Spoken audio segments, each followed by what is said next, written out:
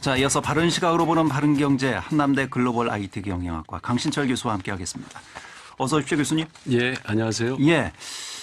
요즘 이재명 경기도지사가 제안한 재산비례 벌금제가 상당히 논란이 되고 있습니다. 네. 예. 오늘은 재산비례 벌금제와 관련해서 좀 말씀을 나눠볼 텐데 먼저 이 재산비례 벌금제가 무엇인지 정확한 개념부터 좀 이해를 해야 될 것 같아요. 네. 재산비례벌금제는 피고인의 경제적 능력에 비례해서 벌금에 차등을 두는 제도인데요. 이재명 지사가 페이스북에 올린 글을 그러니까 정확히 그 입법 취지를 설명하고 있습니다. 현행법상 세금과 연금, 보험 등은 재산과 소득 수준에 따라 다르게 내고 있지만 벌금형은 총액벌금제를 채택하고 있어서 개인의 형편과 그 상관없이 획일적으로 부과하고 있다. 예. 같은 죄를 지어 벌금형에 처해도 부자는 부담이 크지 않아 형벌의 효과가 떨어지고 가난한 자에게는 더 가혹할 수밖에 없다. 보다 근본적으로 실질적인 공정성을 확보하기 위해서는 재산비례 벌금제를 도입해야 한다. 이렇게 주장한 겁니다. 예. 글쎄요, 같은 벌금 100만 원이라도 부자가 생각하는 100만 원과 이 사회적 약자들이 생각하는 100만 원은 차이가 있을 수밖에 없죠. 예, 그렇기 때문에 그 형평성 차원에서라도 이 재산비례 벌금제가 필요하다라는 그런 논지인 것 같습니다. 예. 예. 그 재산비례 벌금제하고 총액벌금제가 있죠. 네. 이거 어떻게 이게 구분이 되는 겁니까? 그러니까 총액벌금제란 동일한 범죄를 저지른 경우에 그 피고인의 경제적 사정을 고려하지 않고 동일한 벌금형을 선고하고 만약 벌금을 납부하지 않을 경우에 하루에 얼마로 계산해서 해당 기간만큼 노역장에 유치하는 제도를 말하는데요. 일용 노동자인 A씨가 음주운전으로 벌금 100만 원을 선고받았으면 동일한 수치의 음주운전으로 기소된 대기업 회장인 B씨에게도 100만 원을 선고하고 만약에 벌금을 납부하지 않으면 하루에 10만 원씩 계산해서 미납 벌금액만큼 노역장에 유치되는 것이 현재 우리의 총액벌금제입니다. 예. 반면에 그 재산비례 벌금제는 범죄에 따라 벌금 일수를 정하고 다음으로 하루에 해당하는 벌금액은 피고인의 소득 또는 재산을 고려하여 정하게 됩니다.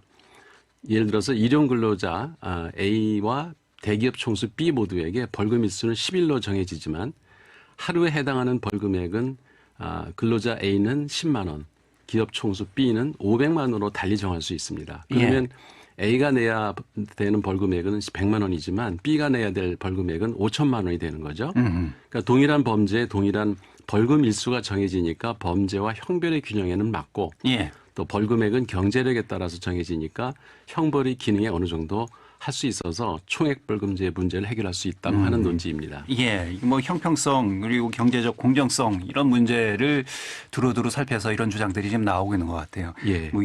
우리 사회의 유전무죄, 무전유죄 이런 상황을 좀 어느 정도 개선할 수 있는 그런 제도이지 않을까. 일부에서는 또 이렇게 생각할 수도 있는데, 근데 이게 이제 이재명 지사가 처음 제안한 그런 법안은 아니죠? 예, 재산비례벌금제는 이제 핀란드에서 처음 도입한 이래 그 스웨덴, 덴마크, 독일, 프랑스, 오스트리아 등에서 그러니까 유럽 많은 국가에서 이미 채택하고 있는 제도인데요.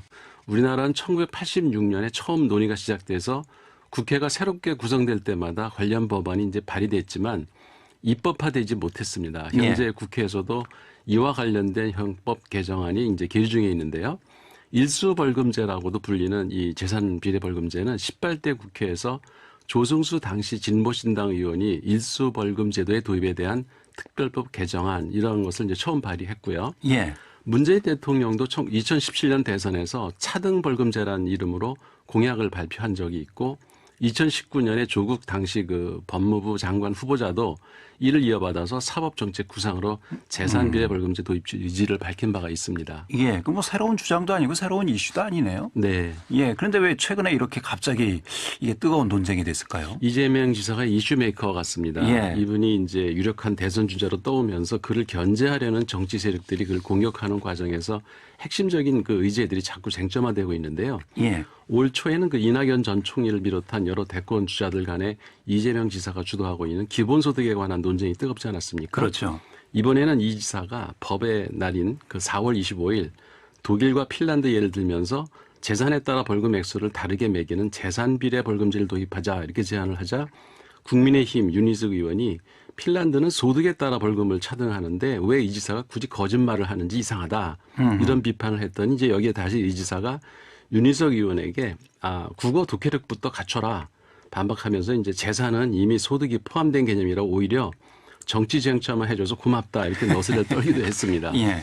여기에 그 김종민 더불어민주당 전 최고위원이 28일 이재명 경기지사가 제안한 공정벌금제에 찬성한다 이렇게 힘을 실어줬고 예. 또 유승민 전 국민의힘 의원이 기본소득은 불공정하다. 이 지사가 기본소득이 공정하지 않음을 고백한 것이다. 이 지사는 초등학생도 납득 못할 궤변, 초보적 오류, 실력 없이 손님 실수 저지 등 감정 섞인 험악한 비난을 퍼부었다 이렇게 지적하면서 재산 비례 벌금제가 이제 뜨거운 정치 이슈로 떠오른 겁니다. 예. 하여튼 이 이재명 지사는 참 대단하다는 생각이 드는데요. 여러 가지 이슈메이커죠. 측면에서 예. 정치 세력이 취약한 분인데 여야를 불문하고 이분의 정치 이슈에 모두 끌려다니는 걸 보면은 이슈메이커이면 틀림없는 것 같습니다. 예. 그러니까 성남 시절에 그 청년수당 정책을 처음 제안을 했고 기본소득, 기본주택, 기본대출 등 그 국민들의 삶에 기본적으로 바꿔 놓을 소위 그 기본 시리즈부터 시작해서 예. 부동산 정책 등 그 민생 문제에 대해서 소신을 당당하게 밝히는 모습이 인상적입니다. 작년에 그 전국 지자체 가운데 유일하게 경기도민 전체에게 10만 원씩 재난지원금을 지불하더니 또 올해에도 외국인 거주자까지 포함해서 2차 재난지원금을 전체 도민에게 10만 원씩 지급한 적이 있고 또 잘 아시겠지만 그 배달의 민족에 맞서서 공공 배달 앱을 개발하는 등 그 국민들의 삶에 직결되는 정책적 이슈를 계속 쏟아내고 있거든요. 예. 저는 이런 의제들이 그 뭐 찬반이 있을 수 있죠. 예. 네. 찬반 여부를 떠나서 제대로 된 의미를 좀 가지고 논의를 했으면 좋겠어요. 글쎄 말입니다. 예. 근데 이게 지금 다 정치 쟁점화돼서요. 네, 서로 인신 공격하기 바쁘잖아요. 이런 걸 핑계로 해서. 맞습니다. 예. 이런 소모적인 논쟁은 좀 지양돼야 하지 않나 이런 생각이 됩니다. 그 이재명 기사의 재산비례 벌금제가 큰 틀에서 보면 이제 부자들에게 더 많은 부담을 주자 이런 취지일 수도 있을 것 같거든요. 그렇죠. 그런 의미에서 지금 뭐 부자 증세 하겠다 한 것이 이제 미국의 바이든 대통령이지 않습니까? 네. 예, 이런 맥락에서 좀 부자 증세도 좀 들여다봐야 되지 않을까 싶어요. 맞습니다. 정확히 짚으셨는데요. 조 바이든 행정부가 그 사회적 불평등과 불공정을 줄이기 위한 조처로 법인세 최고세율을 21%에서 28%로 올리는 방안을 발표했고요.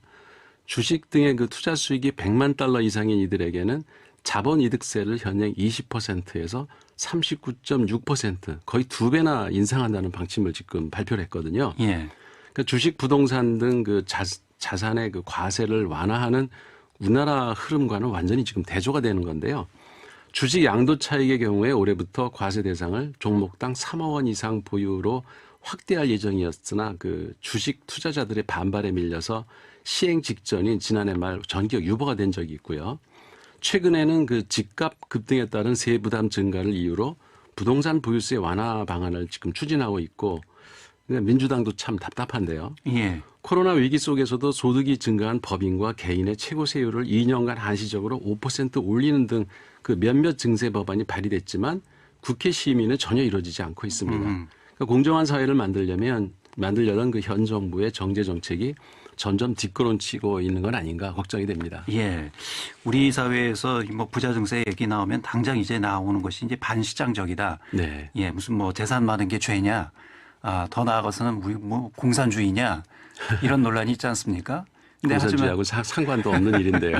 자본주의의 본산인 미국에서조차 이렇게 부자 증세 논의가 지금 진행이 되고 있다는 것은 우리가 다시 한번 좀 생각해 봐야 할 문제가 아닐까 싶습니다. 예, 그렇습니다. 예.